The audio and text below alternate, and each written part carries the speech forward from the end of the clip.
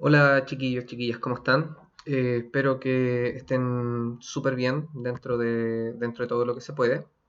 Eh, la razón de que estoy haciendo este video es porque estuve revisando algunos de los trabajos que ustedes eh, tuvieron que enviar, ya de Donde su fuego nunca se apaga. Y me di cuenta que hubo unos cuantos problemas con las últimas preguntas que hacían referencia precisamente al efecto estético, ¿ya? Sin embargo, y bueno, más que sin embargo, frente a eso, prefiero que veamos este contenido en conjunto para que lo puedan tener súper presente, debido a que es tal vez uno de los puntos más relevantes dentro de la apreciación de una obra, tanto literaria como artística en general, ¿ya? Y es por eso que, bueno, el objetivo que estuvimos trabajando dentro de la guía, y en realidad dentro de todas las guías que vamos a trabajar dentro de todo este tiempo, es reflexionar sobre el efecto estético de las obras, ¿ya? Y para eso tenemos que evaluar distintas cosas. Por ejemplo, las experiencias personales de ustedes como lectores, pero también vamos a tener que indagar un poco más en la vida de algunos autores. Por eso es que, por ejemplo, en las guías que le he puesto, tanto esta de Donde su fuego nunca se apaga, incluye un poquito de la vida del autor en este caso, y en la de Cortázar también incluye un fragmento eh, de su vida, ¿ya? Y además, algunos recursos y técnicas literarias que inciden precisamente en la misma obra, ¿ya?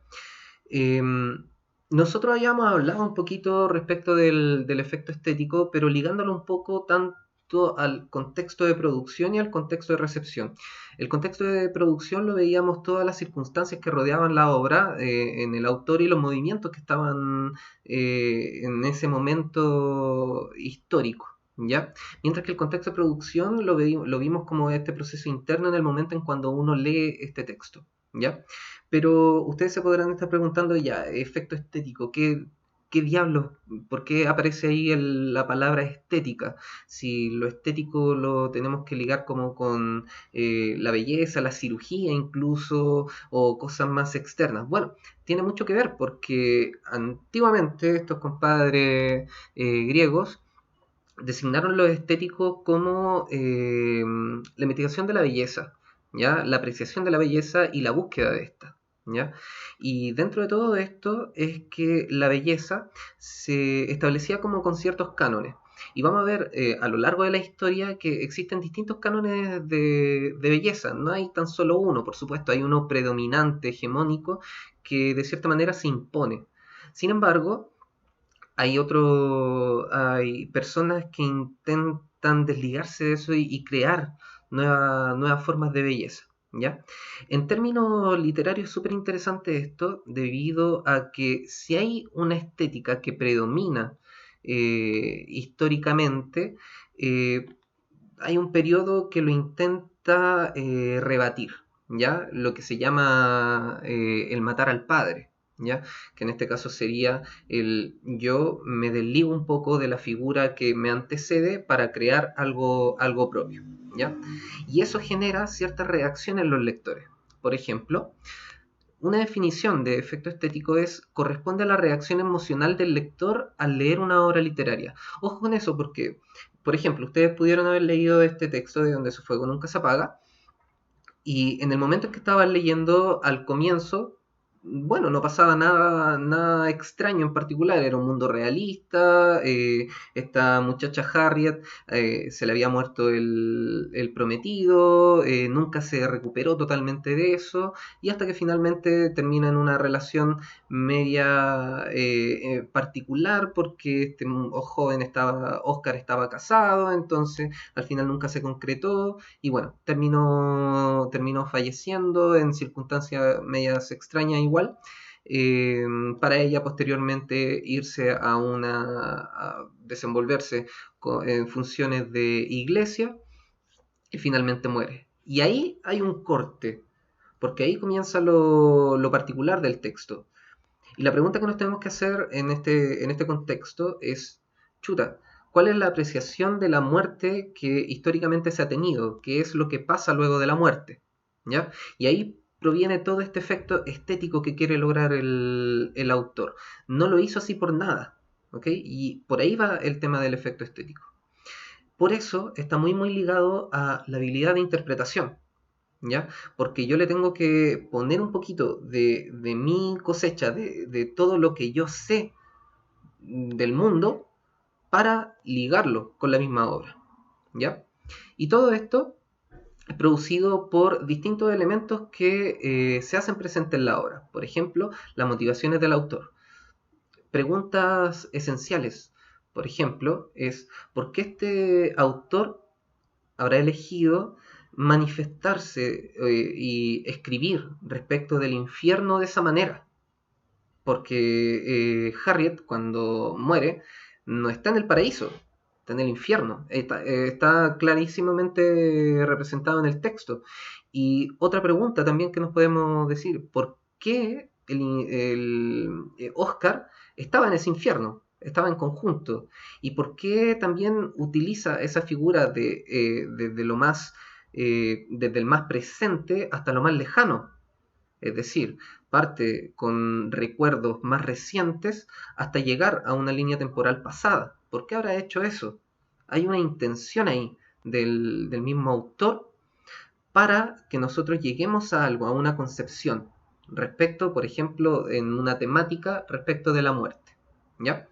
El segundo elemento son los elementos formales de la obra. Nosotros hemos estado constantemente, esto lo ven desde chico, eh, tipo de narrador, tipo de mundo, qué sé yo, tipo de personaje, los saltos temporales, etcétera. Todos esos elementos son relevantes.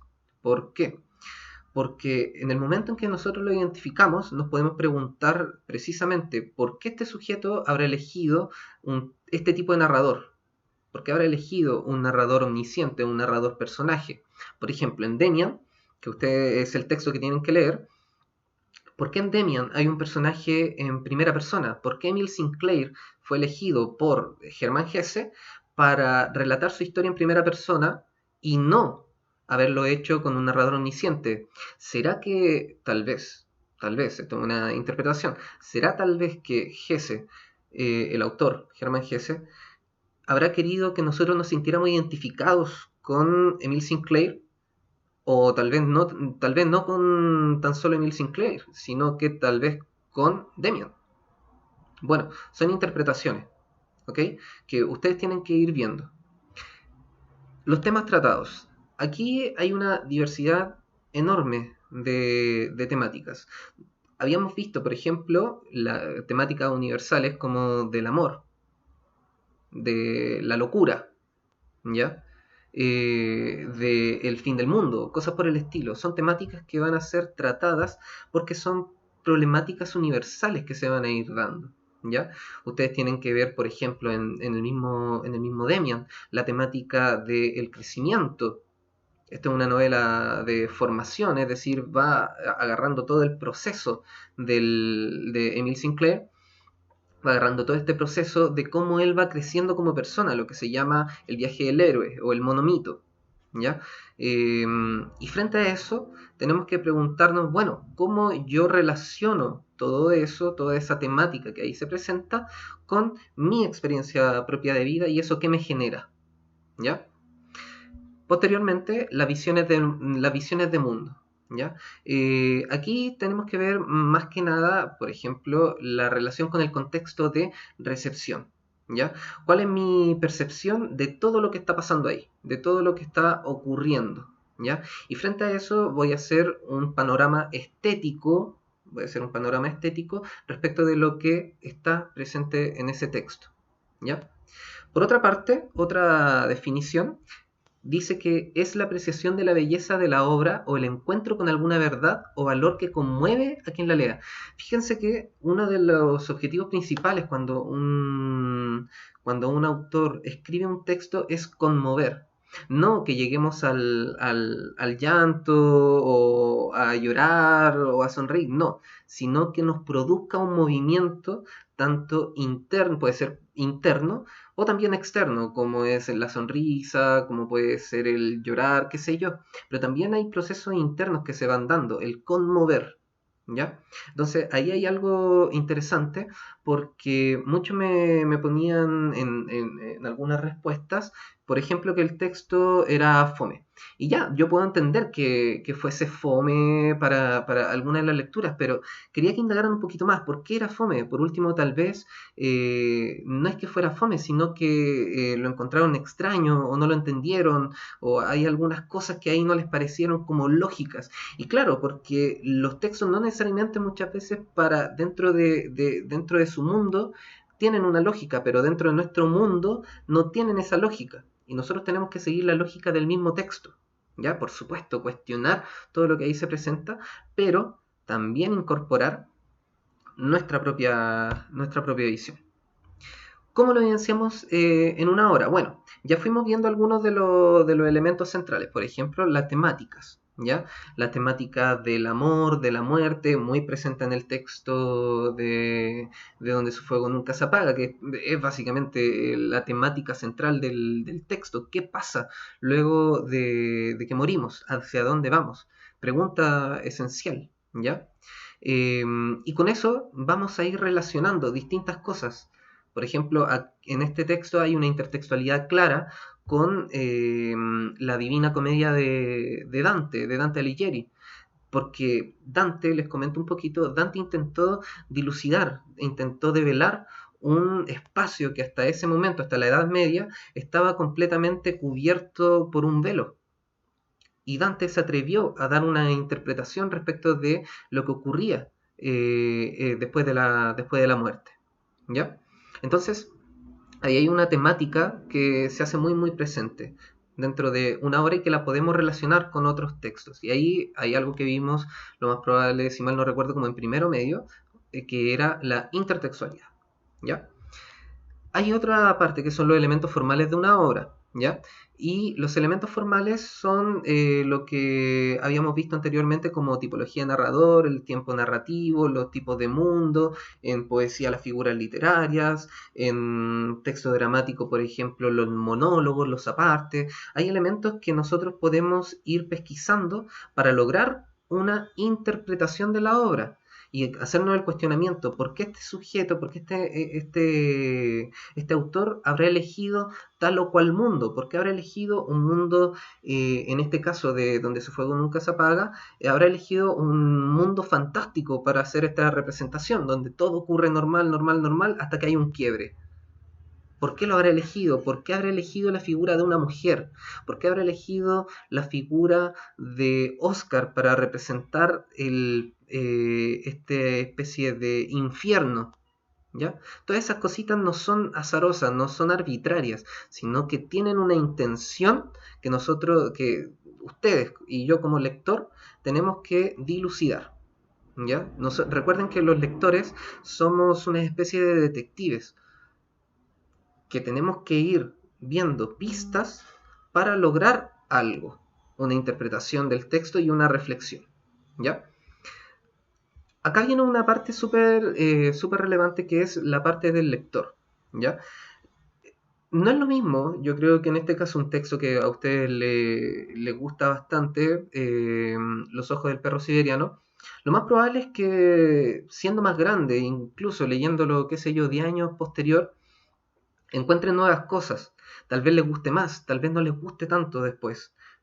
Pero eso es precisamente por las circunstancias de vida que nosotros tenemos, o las motivaciones que nos llevaron a eso. Muchas veces nosotros por cuestiones, por ejemplo, que me han dicho, me carga leer porque me obligan, porque tengo que hacerlo por una prueba. Y claro, sí, es súper comprensible, ¿ya? Esas motivaciones cambiarían, tal vez, si es que ustedes pudieran leer libremente. Cuestiones así. Eso hace que nosotros tengamos una perspectiva estética distinta o de la misma obra, ¿ya?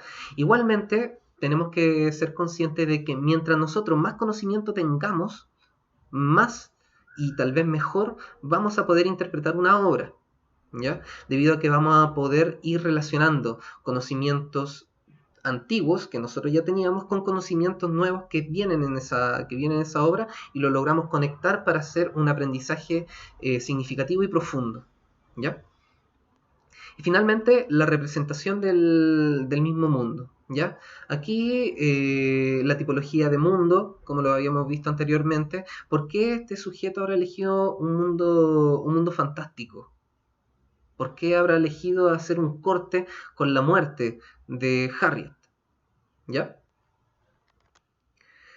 Miren, veamos un ejemplo que propongo.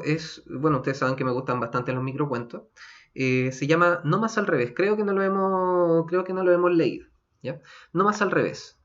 Now Said es el nombre al revés de alguien que hasta ahora ha vivido al revés. Nació con los pies por delante. Aprendió a bailar antes que caminar. A leer antes que hablar. Fue padre antes de casarse y se casó antes de titularse. Obtuvo un buen trabajo antes de partir de abajo y terminó perdiéndose antes de saber dónde estaba parado. Hoy en prisión está listo para nacer, después de haber muerto. Juan Díaz, 46 años, penitenciaría Santiago Sur. Fíjense qué pedazo de texto. Primero que todo, esto está en una compilación de Santiago en 100 palabras. Y cuestiones que siempre le he dicho que nunca tienen que dejar pasar. Título y los pies de página. Fíjense que el texto no por nada se llama No más al revés, ¿ya? Y no por nada el sujeto Juan Díaz, 46 años, y penitenciaría Santiago Sur. Hay algo ahí que conecta con el mismo texto. Frente a esto, hay dos preguntas que guían toda esta interpretación. ¿Qué efecto provocó en ti la ruptura lógica temporal en el microcuento? Porque fíjense que Naouk Said, hasta ahí no hay ninguna lógica temporal, es el nombre de al revés de alguien que hasta ahora ha vivido al revés. Si ha vivido al revés, quiere decir que hay una ruptura lógica, ¿ya? Temporal. Nació con los pies por delante. Pum, pregunta de interpretación. ¿Qué habrá sido nacer por delante, nacer con los pies por delante? ¿Qué será eso? Aprendió a bailar antes que caminar. Fíjense, lógica temporal se rompe porque uno tiene que aprender a gatear, caminar para llegar a bailar. ¿Qué quiere decir toda esa lógica temporal que se rompe? ¿Ya? Ahí hay una interpretación y eso quiere provocar algo en mí, una especie de extrañamiento, algo que nosotros podamos decir, chuta, ¿por qué este compadre tituló este microcuento No más al revés? Y le puso al personaje Naouk Said. Hay cuestionamientos que ahí se hacen para provocarnos algo, ¿ya? ¿Qué otros elementos generan un efecto en la lectura y por ende la interpretación del microcuento? ¿Qué tipo de narrador hay acá? Por ejemplo, hay un narrador de tipo en tercera persona. Por lo tanto, hay un narrador de tipo omnisciente o de conocimiento relativo. Desde mi perspectiva, hay más un narrador omnisciente, ¿ya? Pero sigamos con el texto. Si hay un narrador omnisciente, nos tenemos que preguntar por qué este sujeto habrá elegido, por qué este autor habrá elegido un narrador omnisciente para presentar a este personaje. Porque veamos en el mismo texto. Juan Díaz es Naouk Said. ¿Qué querrá decir, habiéndolo escrito en la penitenciaría, que hoy en prisión está listo para nacer después de haber muerto? Eso quiere decir tal vez que el estar en prisión es estar muerto y que el salir es una nueva oportunidad para vivir. Bueno, cuestiones por el estilo tienen que llegar ustedes a una interpretación, pero fíjense cómo a través de los elementos formales, el narrador, el tipo de mundo realista. ¿Por qué habrá elegido un tipo de mundo realista? Tal vez, por ejemplo, si es que nosotros nos podamos sentir identificados, tal vez con este sujeto, tal vez si es que tenemos algún ser cercano que tenga una realidad parecida, conocemos a alguien, habremos leído algo de alguien con esa historia. Bueno, Todo eso, todo ese análisis que hemos hecho, logra que lleguemos a una interpretación completa del texto. Recuerden que, a ver, hay elementos formales que siempre se van a cumplir en una obra. Interpretaciones van a haber muchas, van a haber un sinfín de interpretaciones, ¿ya? Pero los elementos formales nos permiten llegar a una interpretación cabal del texto, algo que nosotros, como lectores ideales, tenemos que llegar, ¿ok?